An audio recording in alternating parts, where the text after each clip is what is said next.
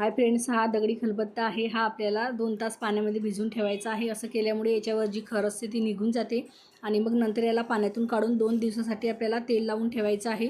तेल लावून ठेवल्यामुळे खलबत्ता छान तयार होतो. खलबत्ता आता मी धुवून घेतला. आता याला आपल्याला काथ्याने घासून घ्यायचं आहे सर्व बाजूने. असे केल्यामुळे याच्यावर जी काही खर शिल्लक राहिली असेल ती पूर्णपणे निघून जाते आणि याला आता आपल्याला स्वच्छ धुवून घ्यायचं आहे. धुवून घेतला. आता याच्यामध्ये आपल्याला तांदूळ टाकून बारीक वाटून घ्यायचे आहेत. खिरीला जसे तांदूळ बारीक वाटतो त्याच पद्धतीने करायचे आहेत. ते बारीक वाटून झाले की पूर्ण खलबत्त्याला सर्व बाजूने लावायचं, बत्त्याला पण लावायचं. असं केल्यामुळे याच्यामध्ये जे कण राहिलेले असतील शिल्लक ते पण निघून जातात.